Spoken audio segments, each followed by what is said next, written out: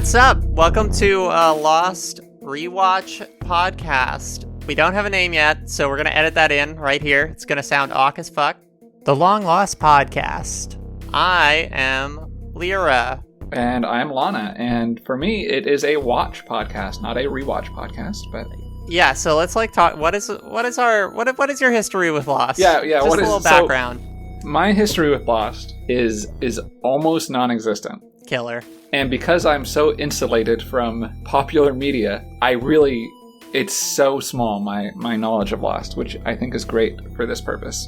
The most I know about Lost is that it's J.J. Abrams, that people got mad that there were, mysteries that didn't have satisfactory conclusions. I know that part. Mm-hmm. And that it was a big thing, kind of, when it was happening. That's basically what I know. Yeah, it was a huge show. At least the first couple seasons or whatever.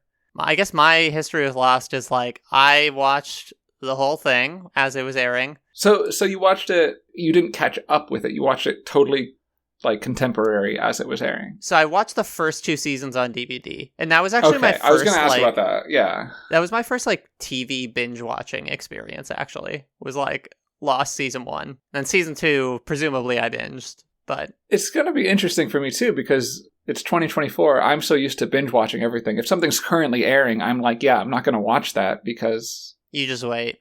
Yeah. But for this purpose, I can't do that because I need to remain ignorant of the next episode for each episode. So it's actually going to be kind of a throwback for me in terms of week to week watching. Yeah, what television used to be like. Yeah. And I was wondering because, let's see, the pilot aired September 22nd of 2004, which would have put you in 6th grade, 7th grade? Yeah, something like that. Sounds right. Yeah, and I was wondering, so I kind of figured that you caught up to it at some point. Yeah, it was that sounds right. End of middle school, early high school is when I watched it. My brother showed me the first season. He was like, I just saw this podcast with my bros. It's it's so wild. So I guess I'm liking... So I've seen the whole thing. I guess I'll... I won't bury the lead here. I think the show gets really fucking bad. So I'm excited to go back to that. And I'm also excited to... I remember actually really liking the first 2 seasons and maybe some of the 3rd season. So I'm excited to revisit that and see if my childhood opinions hold up, Yeah, for sure. Did you keep watching it and finish it out even when you thought it was getting bad? Oh, yeah. Just as a completionist sort of thing? Or because you did want the answers to the questions that were posed when you liked it? I think kind of both. And it also became a thing where the show was airing when I started going to college. Mm. So it was actually a way for me to keep connecting with my brother. Every week after an episode would air, we would call and then both talk about how stupid the most recent episode of Lost was. Yeah, that totally makes sense. So I guess that's another thing is that because I'm so generally insulated from pop culture stuff, like I was saying, I know Lost was big and that it did well and had good ratings, but I don't really have a concept of its cultural impact at the time, Yeah, it was the water cooler show. Yeah, like Game of Thrones, Breaking Bad levels? Yeah, I genuinely think its ratings were let's see, Lost, we're doing a little on-air research. The most watched Lost episode ever was the season 2 premiere, which had 23.5 million viewers. I don't know what that means. Let's look at Breaking Bad finale ratings. 10.3 million viewers. All right. So less than half of the season 2 premiere of Lost. Did you know that I did a little bit of research coming into this. Did you know that Lost getting greenlit got the ABC chairman fired? Because how? The pilot. So the pilot it had a budget of $12 million. Yeah, I know the pilot was crazy expensive. So it was a thing where he greenlit it, they fired him, and got fired, and then it turned into a big hit. And then he was yep.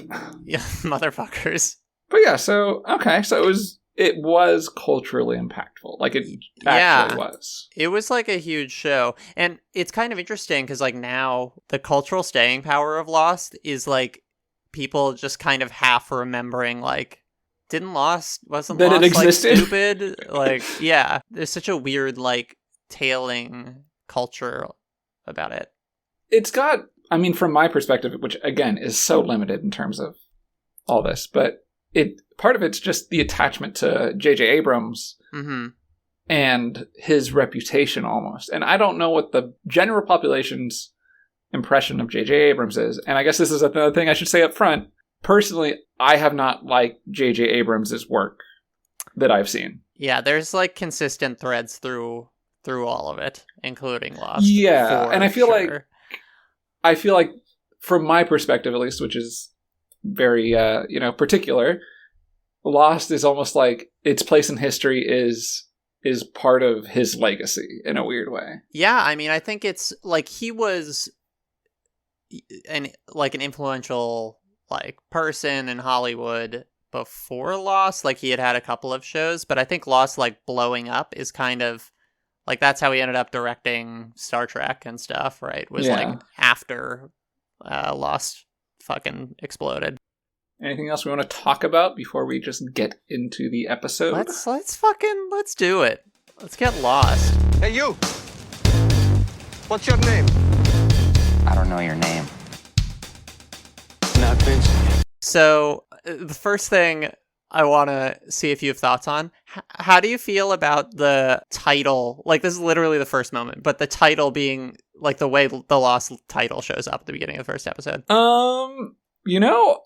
I didn't really have any thoughts about that, no. It kind of drifts into frame, and we kind of zoom past it here with, like, nice 3D lettering. Yeah, it's like, why? I don't know. It makes a little sound. It's interesting because, like, you will become so accustomed to it, so that's, like, why I ask about it now. Yeah. Because you'll be like, oh, it's the Lost thing. No, yeah, I think I was just... I don't know. I'm like, okay, I'm ready to do this thing, and it was there, and I just didn't really give a shit. I was just like, let's get into seeing this thing that I've never seen before. Nice. Okay, so I guess, like, broadly, the way this opening goes is, like, the focus is all on, okay, we don't know his name yet, but on Jack, right? Dude in a suit wakes up in the jungle, and we're like, what the fuck? And there's, like, a dog, and... I gotta say, my first, it's 2004, I understand, but just seeing him on the screen by himself, this is our dude, right? Like, this is our guy to start. Yeah. He's so 2004.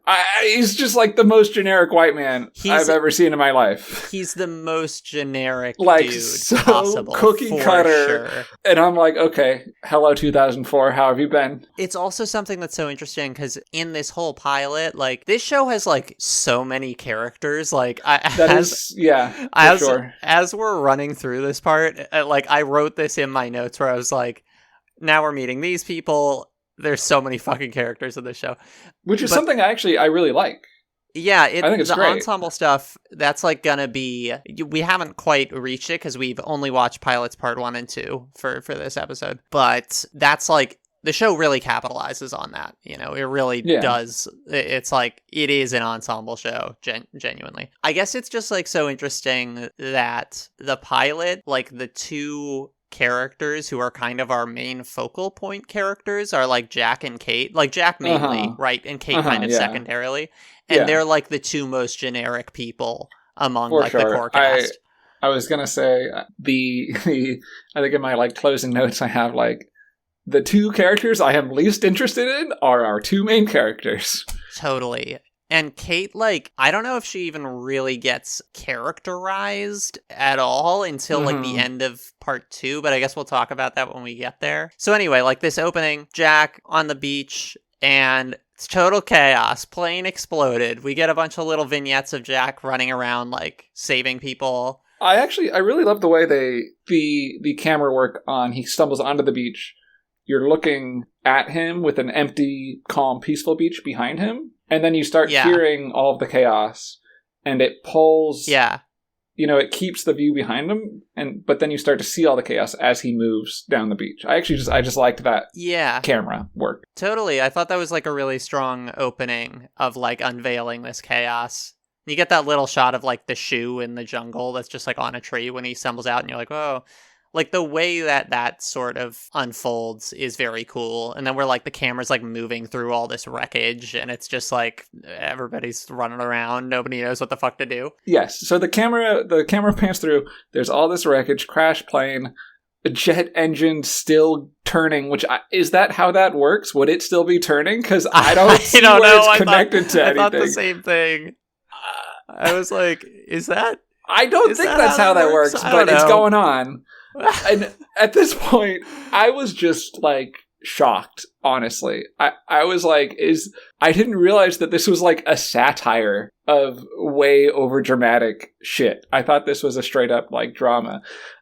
Because it is so over the top. Moments, for sure. There are some moments where it's like, particularly the like cutting to like pregnant lady being like, oh, and no, it's just one baby. Thing after another. It's like, oh, save this person from the crash thing. Oh no, now the pregnant lady. Oh no, now the CPR. Oh no, now that guy got obliterated by the engine. Oh, but oh. And the music, it was I totally give it credit for calming the fuck down after the first, like, 15 minutes.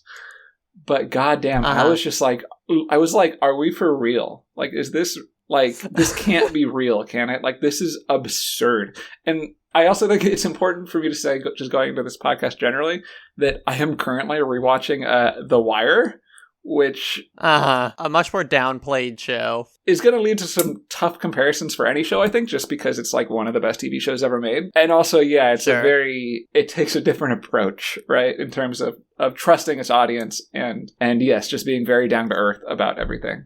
So it was interesting to watch this after having been, watching that and just being like, holy shit. Yeah, like my feelings on it are kind of like we could have done with like one of these little like action vignettes. It gets across like, okay, Jack is he's saving people, he's like kind of taking leadership, but there's a lot. It felt so busy. It is a lot. Like dramatically busy. Totally. I get starting with like chaotic action scene. Like it feels very much they were like, all right, we got $18 million. Like just the first like 30 seconds in, it's gotta be the most expensive pilot anybody's ever seen on TV. Very obviously.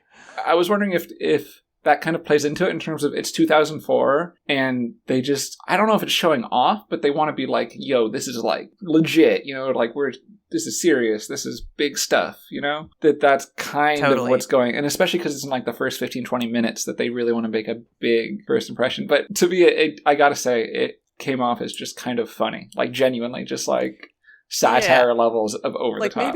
Maybe we could have just used like one explosion.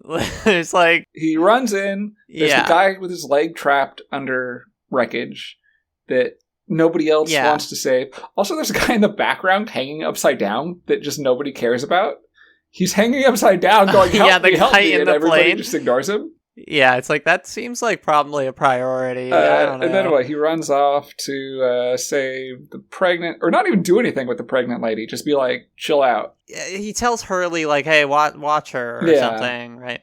Hurley, who we don't know the names of. I thought it was like kind of cool how through this part, like, we're getting a mix of characters, some of whom are going to be principal cast members and some of whom are just like fucking randos who like don't matter. I like the way it's always hard, I think, in a pilot to, give context and give character names, for example, without feeling silly. Sure. I always think about, for some reason, I always think about this in A Knight's Tale, which I really love as a movie, but it's funny, at the beginning, I swear they say William's name like 8 times in 20 seconds. They're like, and then they like explain to him who he is. They're like, William, you're a poor son of nobody, William, you can't do this, William. I'm like, God, I got it. His name is fucking William. Jesus Christ. But I actually really like the way they did it. It felt natural. It helps that other characters don't know each other, so they're introducing themselves to each other. But I think that they did it at a good pace, where they didn't feel the need to have up front everybody be like, this is my name. Like, you kind of get it dripped through. Yeah, they really slow. And I think there's even one principal character who we don't know the name of at the end of part 2. All right. Yeah. Okay. Yes. Ominous. Yeah. Old guy. I've thoughts about him, but we'll get to that. Yeah. So we like meet some of the characters. It's like dude gets sucked into a thing and blows up. Yeah, it's like Jack is really saving the day. he's really saving people. He's doing There's his thing. a dumb lifeguard we get. Yes. Yeah, we meet Boone with it. What did you think about like because we get like that's like the little comic relief gag at the end of this whole action he brings sequence, the pens, right? Where he like brings. How do you feel about how are you feeling about like the little comic relief moments? I thought the pens thing was fine. I did. I didn't hate it. Didn't think it was great, but it felt a little obvious. But that doesn't mean it's bad. I was just like, yeah, all right. I feel like there's a lot of that in this show, which is like, yeah, we'll talk about it more, like as those like different characters have different sorts of reactions and stuff. The next scene that happens is like Jack and Kate, like we're introduced to Kate, and she's like stitching him up. We learn that he's a doctor. He tells a story about how he messed up a surgery and was afraid and then counted to 5. I've said it before, these are the 2 characters that I am least interested in at the conclusion of the pilot. Totally. I wasn't that compelled by his story. His story was that he messed up a surgery and then fixed it. And, okay. Cool story, bro, basically. But it was my reaction. Like, this scene, I feel extremely, like, it's fine. I agree. Yeah. Like, it's just, it's fine. It gets them working together and getting used to each other. Yeah, and that's kind of it. I guess the little joke with the thread is cute. I don't know. It's fine. It's fine. What else happens? Okay, so at this point, we're kind of, like, meeting some more of the cast. Yep, we meet Dominic Monaghan. Yeah. Oh, who is that? It's Mary. Oh yes. Yeah. What did you think of Charlie generally? In these I episodes? like Dominic Monaghan, so I was like, all right, yeah, cool. Basically, he's charming. He's charming. I gotta say, Saeed, who's the other guy we meet here. Yeah. I find him so compelling, personally. Yes. I find him so compelling, and I'm not sure if it's just because I think he's hot or what, but I'm just like... There are some hotties. I'm just like, dude... in this cast, for sure. You are compelling to me. I like you. Yeah, I think he does a really good job in the role, because it is something where it's like, he is like, something about his performance is compelling. Yeah. Like, he knows what the fuck is up. Like... You know, he like knows how to handle situations. He's like planning things and stuff. You know? He knows what's up. He's relatively well assured with himself without feeling the need, like Jack, to kind of like take over and tell other people what to do necessarily. Yeah, and I also think it's totally. It's a pretty like we learn later that his character was in the Republic Guard in Iraq. Yes, and I think that it would be easy to kind of like overplay that role. In terms of just, like, being bigger in it, you know? And that he doesn't really take that bait or feel the need to be like, I'm a big character here. He's just kind of quietly, understatedly, competently doing his own thing. And I like that. Totally. I guess it's also 2004. Yeah. Like, it is cool they have an Iraqi character who's just, like... just a chill guy, you know? It is funny to look back on and give it any kind of credit for that. But you're right, it was 2004. That actually... was a thing. Yeah, the national consciousness was insane at that point in time. Oh, yeah. So that's it. That's cool. Yeah, absolutely. I really like his performance. What else? So he's making a fire. Boone is kind of an idiot. I forget if we get his name yet. He's just kind of doing goofy stuff. He's kind of doing goofy stuff, but he seems well-meaning enough or whatever. We see mysterious bad boy guy as a loner smoking a cigarette, who I'm excited to talk about when he shows up more. Charlie's looking kind of edgy. He's like, oh, I'm writing on my fingers or whatever.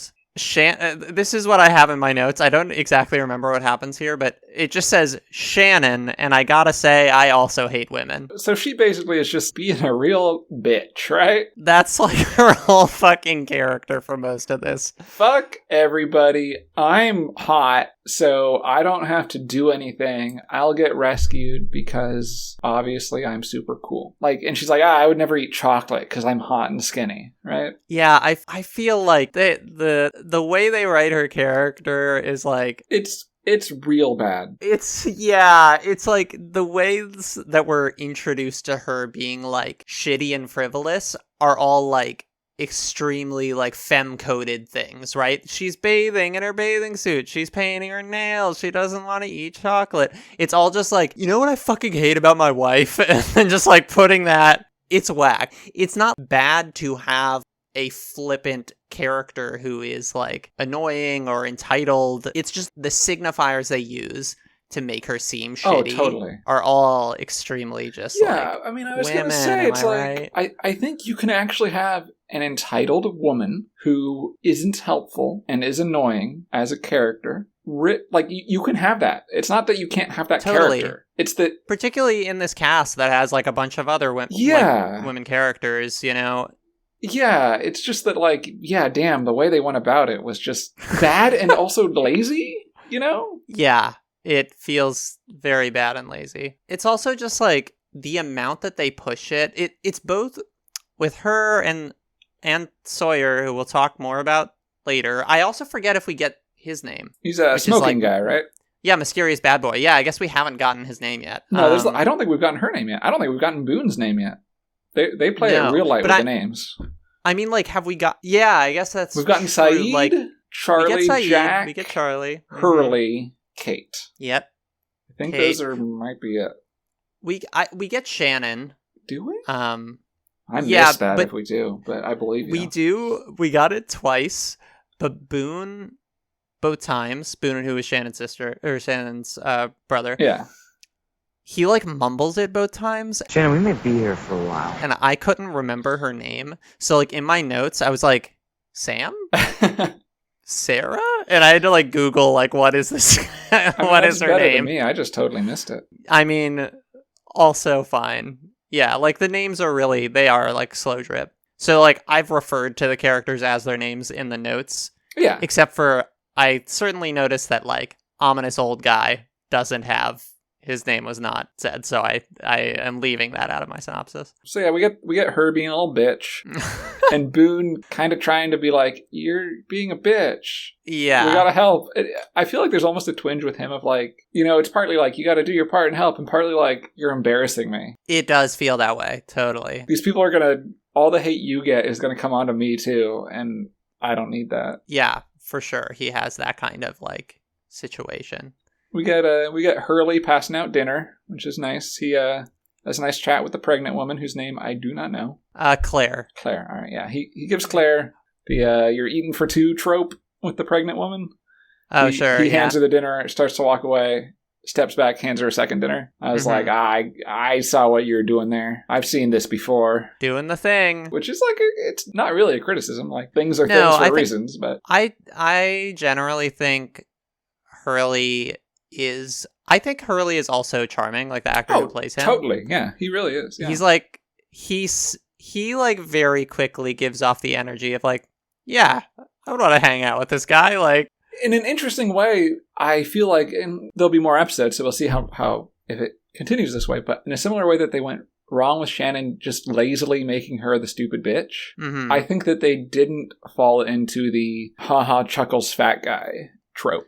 With Hurley. Yeah, I didn't really notice any of that, which was cool. Yeah, like he's just another guy there who, yeah. Totally. They're not like, oh, he's being lazy or something. It's like, no, he's like, it's just like a helpful dude. Like, which I thought was good. Yeah, I think we'll see how the show like handles that, because this show is so broadly constructed out of like character archetypes, and I'm interested to see as it goes on, like how much it subverts those, or just like does them, or does a mixture of those two things, you know what I mean? Yeah, for sure.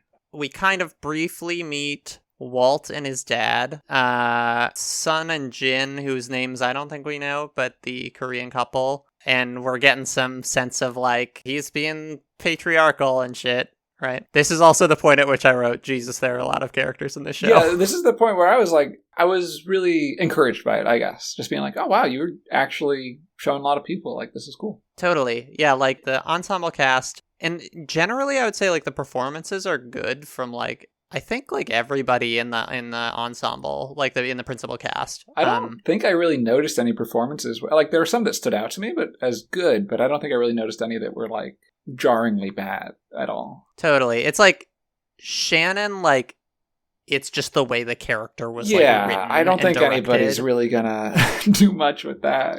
Yeah, so there's really not much. It's like. She plays that character well, but the character just sucks. Like as a character, it's not an interesting or compelling character whatsoever.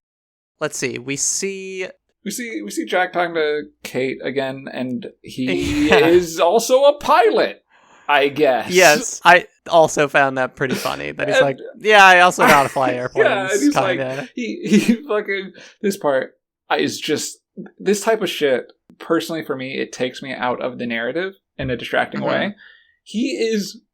And maybe this is fair, but he's got a leaf that he has torn into the shape of an airplane. This is the exact thing. I wrote this also. And is like flying around with his hand to demonstrate what fucked up because he's a pilot and knows. Now that I think about it, like, they got time on their hands. Maybe he does have time to fucking tear a leaf into the shape of a plane. But it just looked ridiculous. It looks absolutely absurd. Very funny. Yeah. It's the over-the-topness of the earlier bit. It genuinely pulls me out of the narrative as something that's just funny and when it's not supposed to be funny. So I did not like that. Yeah, the plane I wrote, I made note of that too. I thought it was like really silly. Yeah. There's context in which I guess you could have done that, or like a different character maybe, like it would make more sense. It would need to be a slower paced show to do something like this, but like if you show him lounging on the beach because they got all the fucking time in the world, slowly peeling at a leaf in some other shot when he's like talking to somebody, and then later on he's got this airplane, I'm like, okay, yeah, I understand. But he just pulls it out. Yeah, it's pretty silly. If you want characters lounging on the beach, they're just do it. Yeah. Pretty goofy, and then their little conversation is disrupted by a crazy sound. Spooky noises in the woods. Everybody looks. There's trees. The trees go wibbly wobbly. Okay, what do you think of this part? Honestly, genuinely, I fucking loved it. I thought it was great. Tell me about it. I just thought it was really well done. It worked for me. I was in the moment. I was like, that is fucking spooky.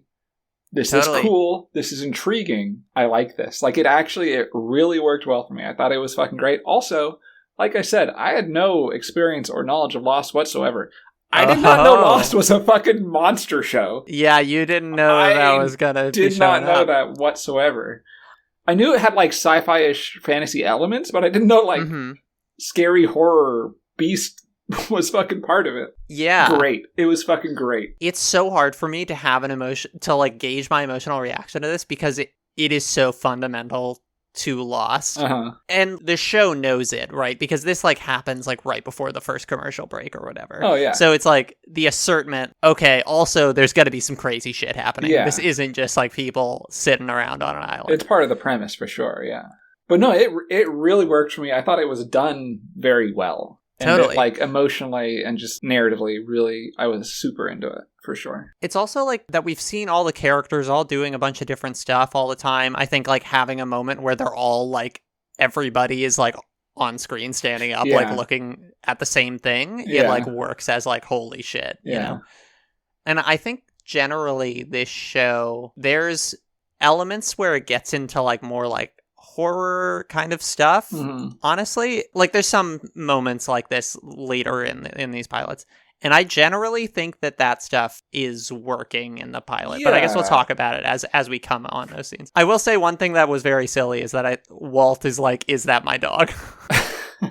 Yeah, that was funny. At like the most insane sound that you've ever heard. That's like roaring through a jungle. He's like, "Vincent?"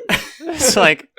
I mean, okay. It's one of those things that I feel like that's there to establish. We saw the dog earlier. Totally. It's to establish the relationship between the dog. Obviously, the dog was on the plane.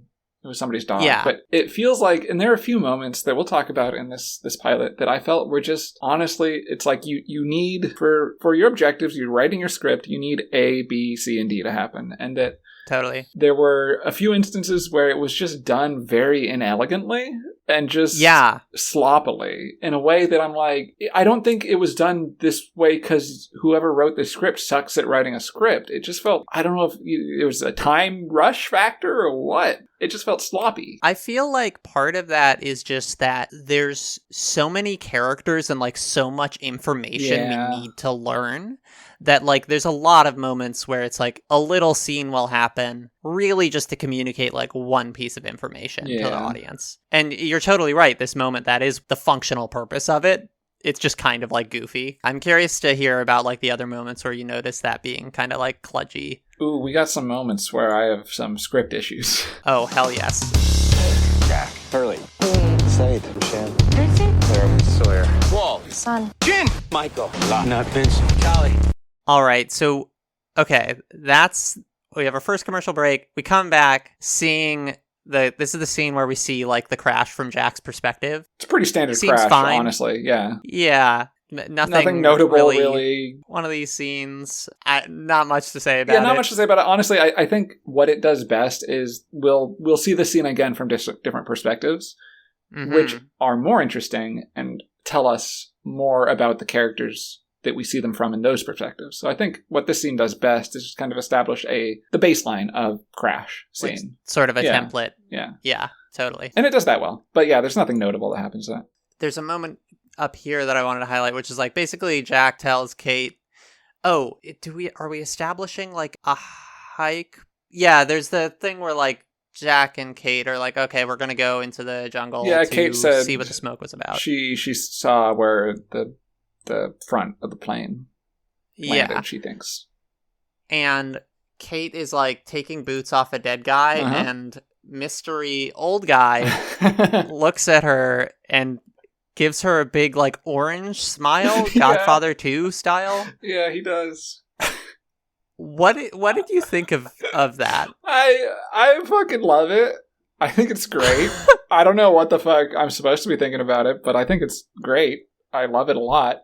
Kate seems to really not be into it, to be honest. I don't know what her Kate's problem not is. about it. Like, yeah, like that was what I actually had more feelings about than him doing it. She was like her being like, yeah, her being, yeah. I was like, yo, chill the fuck out. Like, I know you crashed and you're on an island and shit, but like, come on, dude's giving you an orange peel smile. Come on, chill out. I guess it's like, it's the grim task of pulling clothes off of a dead man. Yeah, I guess that's what she was being grim about. But come on, I don't know, chill out. That's what I have to say to Kate. Totally. Look, at least someone is trying to cheer people up around here. Yeah, totally. This is actually not that unrealistic. I just thought it was fortunate that she was able to find a man with feet her size, roughly. That was fortunate for her. That's all. Yeah. Okay, we get like a little bit of like Boone being Dr. Junior. Jack is like, do this thing, and Boone's like, okay, or whatever. He's kind of a dummy, but helpful. People are talking about what they should be doing. Okay, the next like actual thing that happens is Charlie, Jack, and Kate go to find the front of the plane. Yes, they do. And this is the point where we get like actually introduced to Charlie as a character, and we get the little scene where he's like singing the chorus of his band's song. He really works for me. I gotta be honest. As a goofy comic relief guy, he's working for me. Yeah, he's great. I think. Also, I'll likely be referring to Charlie just as Dom. So be ready for that. Just because you like. Yeah, just because right, like I'll call him Mary just so that we're like maximally confused. All right, yeah. I also like that the little like chorus that he sings for his song. It sounds like the song sucks. Oh, totally. Like, yeah. It does not sound good. Yeah, in the best way. Yeah. Do you have more thoughts on this part? Not really. Like they're going for a hike. Yeah, there's a lot of like people just kind of they're doing whatever. I wrote here, old man has done so much ominous sitting on the beach. We get another shot of the dog in like a weird way, to my mind at least. Yeah, it almost feels like honestly, what it brings back to me, especially because with the horror elements and stuff, is the thing. Oh. There's this dog just like hanging out watching them in this ominous way. It's like very undog-like. It's what's happening there? And just the shot composition with it. The dog it's over the shoulder of the dog looking down onto our heroes, right? Which is like kind of an ominous shot. Which Totally. and I don't know. Who knows? Not me. I don't expect the dog to be an evil monster or something, you know? I don't. I Yeah, expect who it knows? to be a dog because there was a dog on the plane, and I think it's a weirdly framed but it's definitely shot. it's shot in a way that makes me feel like I'm being told this dog is creep as fuck and bad news. Totally. A fun part of this whole podcast is that I just have to be like Yeah, you got to keep it together. tight-lipped about any speculation you have. You Like, really got to keep it together. and I gotta like make sure I'm like watching what I'm saying Yeah. and stuff. I ain't got to do shit. Yeah, you just watch the show and vibe. We get this like moment where it's suddenly crazy raining. Yeah, I like when I'm watching something, and so it turns very dark very quickly, Mm-hmm. and it starts just absolutely pouring rain out of nowhere. Very different. It was sunny and blue skies, and now suddenly in the course of minutes, it's very dark and pouring rain. And then Dom goes, like, what the hell? Is this normal? This is weird, right? And I just really like when, you're watching something, you go, that's weird. And then, like, literally 2 seconds later, character goes, this is weird.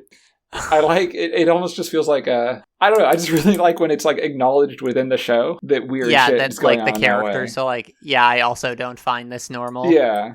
There's a bunch of moments that he gets like this where he's just asking the question that the audience is supposed to be thinking. Yeah. It's almost, and it serves a good purpose too in terms of communicating to the audience that no, it's not just that it's nighttime now. This is weird shit is going on. Totally. We didn't just we didn't skip forward some hours or whatever, and that needs to be communicated because otherwise, we don't know. But I thought it was communicated in a way that was satisfying and effective and like not clunky and elegant like other things. Yeah, it's like I find this saying what the audience is feeling thing, it can work sometimes. Other times I think it's like distracting because I'll like have a thought, oh, that's weird, it's raining, and then Charlie's like, it's weird, it's raining, and it's like, yeah, I was just saying that like to myself. Yeah, I think that there's definitely times it won't work so well. I also think that it's partially just something that I personally find funny.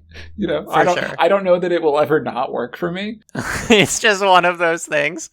And I also think that it's probably fairly performance dependent. Yeah, it's characterizing Charlie and stuff, and it's giving him a moment to like be a charming little guy. So let's see, we get everybody back on the beach scurrying under cover because they're all getting wet from the rain, except Old Man. He's just chilling. Oh yeah, and he like holds his arms out in like Jesus pose.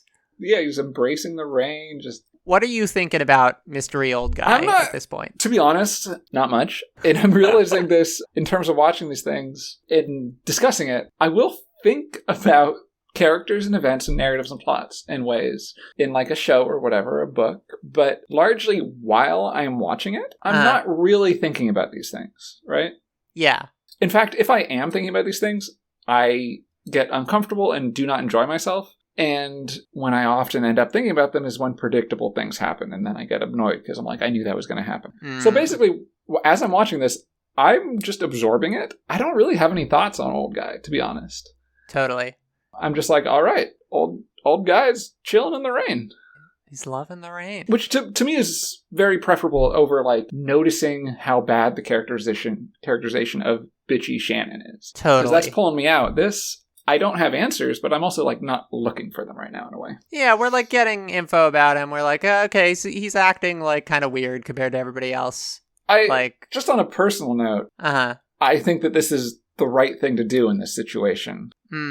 Personally, embrace just vibe in the rain. Yeah, just embrace the rain. I actually liked him in this scene and this scene generally for that because like you're gonna be fucking soaked. It's going to happen in this quantity of rain. Just get as quickly as possible. Become okay with that fact. Yeah, that's it's interesting. I'm like, God, I can't wait to get to further episodes of this show. Okay, so it's like super raining. Then we have this whole scene where like Charlie and Kate and Jack climb up the plane to find the front of the plane or whatever. Bit of trivia about this. Yes. First of all, I don't know the exact number. It costs a lot of money to put that plane there. It's in Hawaii. It costs so much money. Yeah, and it's like an actual like plane, right? That they like wrecked. They brought in. And B, the three actors here, they blindfolded them on set until it was time to shoot so that they could get their genuine reaction. And the first take is what they went with. Huh. And I think that's pretty dumb because they're presumably expecting to see a plane crashed there, like it was in the script, A. And B, they are acters who are trained and experienced in portraying a character. You know, like... Yeah, I think... I just thought that was really weird. I saw it as a piece of trivia of like, isn't this cool and interesting? And I was like, no, it's not. But... Because I did not have... I don't even remember the first moment of them seeing the plane. Yeah, I don't know. It's like, whatever, do it. It doesn't sound like horrible, like... It's one of those things where it's like, and I'm totally ascribing feelings here, right? That I know nothing about. But it almost felt like so self-satisfied of like, we did this cool, different, artistic thing here. And I'm like, yeah, or you could just have said, hey, actors, it's time to act. Let's fucking go. Yeah, and action. Yeah. And for a scene that... wasn't like I really like the plane scene that we're about to get into. Yes. But them seeing it was not interesting or relevant or important, really. They just walk up to it. They go, oh, look, there it is. Totally. Okay. Yeah, this plane scene. What do you think about this scene? So at first the plane is somewhat upright. So they're clambering upwards, kind of climbing the plane towards the cockpit. Mm-hmm. I like this a lot. I'm a sucker for when things are wacky gravity and you're seeing things in different contexts than you would normally see them. So like climbing up a thing when it's supposed to be sideways. Great shit. Totally. I love it. It's done fairly well. It's not spectacular, but it's done well. I like it. Cool, chill. Mm-hmm. Let's see. They go up there. They help each other climbing up. Blah, blah, blah. Jack and Kate do not give a fuck about Charlie. Oh, not at all. Yeah. Which, I mean, kind of fair, if you ask me. Because they weren't like, we need somebody to come with us. Who wants to come? Charlie was just like, I'll come. Yeah. Which we learned the reason for that. That he wants his drugs. Shortly. Yeah. He left some drugs, and he wants them.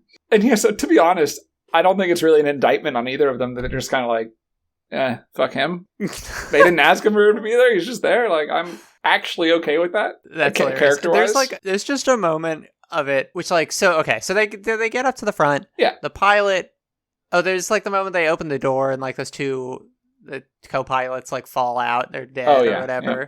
And then the pilot is, like, barely alive. The pilot gasps awake in, like, a jump scare. Yes. Which, cool, awesome, great, horror movie stuff going on. Exactly, this whole sequence... I continue to love the horror elements. Exactly, this whole sequence is all horror, and, like, the preceding stuff that happens, and I think it's cool. I think it works. Absolutely. And yeah, I guess we didn't discuss earlier, but they're looking for the front of the plane to get the transceiver. So that they can radio out, right? So they can radio for help. He talks about he tells them that they weren't on their course, their plotted course, so people won't be able to find them on their plotted course in a crash or whatever. And he tells them that the transceiver's there, but it's not working. And this, I was confused a bit by this because I get that they weren't on their plotted course. He's not saying the transceiver is damaged, and I guess it is. Talk to me about the transceiver, because... So, from my understanding, this is what happens.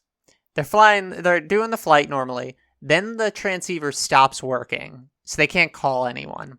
Okay. Because they cannot call anyone, they radically change course to go to Fiji, I guess, to get it repaired.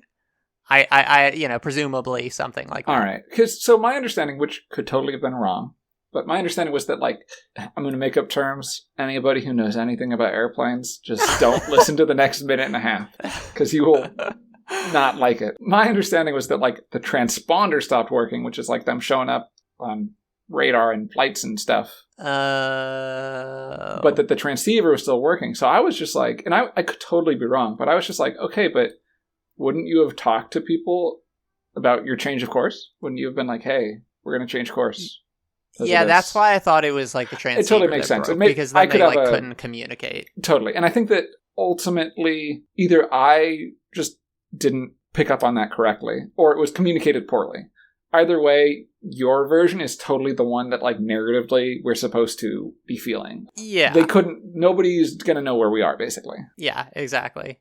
Then, oh shit. This dude gets snatched out of the window. This guy gets fucking obliterated. It is amazing. It is, well, I loved it. It's well done. We just meet a new character who could be important as, like, the pilot and stuff, and he's, like, a new part of this crew, and he just gets snatched out of a window. It's awesome. It's so cool. Yeah. Also, this dude's jump scares per minute is, like, through the fucking roof. Yeah. He's got 2 jump scares in, like, a minute and a half. In terms of, like, the ratio of, like, how long his character is around. Yeah. Maybe, like, a quarter of his time on screen is jump scares. Yeah, totally. And I like that we don't see the monster at all. Great. Yeah. Good. Totally. Well done. Yes. And it's like, and, you know, through dialogue later, they sort of, like, confirm the characters haven't seen it. They, like, maybe have some notion. They're in the same kind of boat that we are. Yeah. Just like, this thing is big and terrifying. So he gets snatched, and they all run away. Which, I don't know if would that be a reaction to I don't know if my reaction would be to just hunker down deep in the plane. Mine would have been get in the fucking bathroom and just shut the door. Like, he got pulled from out the window. He was, like, leaning out the window when he gets yanked. Yeah, he was, like, half out of the window. I don't think my instinct would be, let me get outside of this big metal tube. But totally. But that's their instinct, so that's what happens. They're fleeing. Charlie trips like an idiot and doesn't... Yeah. He trips, and then... Yeah, this is also a very horror movie thing, and it's totally fine. It's just funny. He's looking at his foot, which is caught in some brambles or roots or whatever. And instead of, like, reaching back with his 2 working hands and pulling the roots off of his foot, he just looks at his foot and, like, pulls his foot a lot. He's like, my foot. It's very horror movie in terms of just, like, you're doing a dumb thing, buddy. Like, totally. Just do the smart thing. But, so yeah, he calls for help. Jack, I feel like Jack gives it a moment of, do I go back for this fool? He does have a moment of that, for sure. but he like, does his thing, which is, He's like, Jack. going back to save people. Yeah. Kate continues on. See, she hides in some tree, kind of. Yeah, thing. We get the payoff for that earlier scene, right? Yeah, where with she the does counting. this, like, countdown. Yeah, she goes, I'm afraid, but I'm going to count. You know, I think her performance during that moment was, like, good. And also, I just think the amount that it's raining and that, like, the actors are all muddy and shit from, like running around in the jungle, I think it, like, sells the, like, threat in this situation. And this was very clearly, right, like, shot on location in a real jungly forest area, which it uses that well, I think, right? It looks good. It really does. Sure. It looks fucking great. Yeah. She does the countdown for fear, which I was, I don't know, it didn't work for me. Yeah, what was your reaction? Are you just like, this is dumb? I was just like, this is dumb. This is boring, you know? Like, narratively boring. Like, obvious? Yeah, kind obvious. Just like, okay, you're doing the callback to the thing that she and Jack talked about before. I fucking get it. Cool. Jack is awesome and has great tips. He's got good surviving a mystery monster tips. Yeah, and I didn't think it was interesting. I didn't think the performance was bad, but I also didn't think it was good enough to save it from being boring for me, just because the device was so uninteresting to me that, like, watching her slowly count to 5 or down from 5 or whatever I was literally just like, all right, yeah, let's go. I fucking get it. You're like, let's go. And like, 2, 3, 4, 5. Yeah, like, so I gotta say that did not work for me, personally. Yeah, but broadly, you feel good about this whole sequence with, like, the monster and everything. I think the monster bit is great. I think the scene looks great with the mud and the wet and the green. Yeah. And then, I think basically they have a little conversation. I don't think she finds Charlie and not Jack. Yes, because Jack somehow also got separated off screen, and they go back. So she comes out, finds Charlie. She's like, "Where the fuck is Jack?" And Charlie's like, "You don't give a fuck about me?" And she's like, "No, not really, buddy." Basically, you know. Yeah. And then they go around. And honestly, this is a scene I didn't. Oh, actually, okay, yeah. So they find the pilot pen, and then Jack just kind of walks out of the brush. Yes. And is like, "What's up? It's me, Jack." we got separated. I thought this, maybe it's a weird nitpick or something scene-wise, but I thought this sucked as a scene, like him walking out of the bushes. Like, just kind of awkward. Yeah, just kind of like, hey there, I was in the bushes. Like, it genuinely, again, I'm going to reference The Thing. It made me feel like The Thing, or just a horror movie where there's, like, identity stuff in play. Characters, like, emerging mysteriously. Yeah, this is where, after being separated, right? Like, this is where Jack is a bad guy now. Like, you know, like, he's not a good guy anymore. He mysteriously comes out from the forest, totally fine, after being in that dangerous situation, and he was alone. Mm-hmm. I just didn't, and I don't think it is that at all. But if it's not, like, why do you need that scene? Why not just have her find Jack and Charlie together? Like, it didn't do anything. Yeah, it didn't it's like add anything. The point of this scene, I guess, is that they find that the pilot's body is all fucked up in the top Yeah, of the so tree. after that, it pans up to the tree, and the pilot's body is all fucked up there. That's cool. Yeah. I love that. Great. I think they're trying to set up a moment where, like, because when they see the pilot pin, then there's like a rack focus and you see like the reflection of the tree above in like a puddle, and there's like a body up there. So what, and you're I thinking think we're supposed to be like, oh, maybe that's Jack, and then the next moment Jack like comes out of the bushes and is like, hello, I'm alive. If that is what they were going for, it did not work for me at all. Yeah, it didn't read. The scene just... And it's funny because it's a small scene, right? It shouldn't totally make me feel any strong feelings. It just felt so unnecessary. And you're totally right about an ensemble cast. A lot is going on. You need to use your time wisely, if you ask me. And this just felt like time that was not used like to any kind of purpose. Like, yeah, it just... I agree. Ugh. It's kind of like random. Like... I read that originally in the original script, Jack dies in the pilot, and Kate is the main leader. And this, I guess this is what I'm saying with this scene too. It feels like that's where this happens, right? Totally. And it feels like they just kind of forgot to take the scene out or rewrite the scene, and they just threw in, oh, but he actually survived. I bet, yeah, that sounds like kind of right, because like it totally would work there if they were like, oh fuck, Jack is dead, because then it's like, oh, there's like a real, and it actually would have been like this character who was the perspective is dead now. Yeah, it would have been a really, I think, cool thing to do narratively for a TV show to be like, it's like, here's your generic white guy protagonist, main POV, right? Yeah. You're all familiar with this. This is how TV works in 2004. And then to have him die halfway through the pilot. Fuck? Like, that would be great. Yeah, and now our perspective is generic white lady. Yeah. But they didn't do that. That's fine that they didn't do that. But yeah, I just feel like this scene sucked. Maybe that's why, and that it could have been better. But... Totally. That's the first half of the pilot. Totally. I think we just go straight into... Do we want to... Yeah, should we just go into part 2? Should we say, like, how you were feeling at this point? They're basically one big episode. I watched it as one big episode, yeah. I did not. Yeah. So I think we just go straight on in. Yeah, so how does part 2 start? It starts with Charlie. Hey y'all, so just like the pilot of the show, we are splitting this episode into 2 parts, just because it was kind of long. So, thanks for listening. You can check out the next episode in the feed. It should be dropping at the same time as this one. And you should be able to follow us on Patreon, where we are the Long Lost Podcast, or on Instagram, the website formerly known as Twitter, maybe Facebook. I'm still in the process of making socials as I'm recording this, but I'm assuming it'll be done by the time you hear this. We will be the Long Lost Pod on all of those socials. See you in the next one.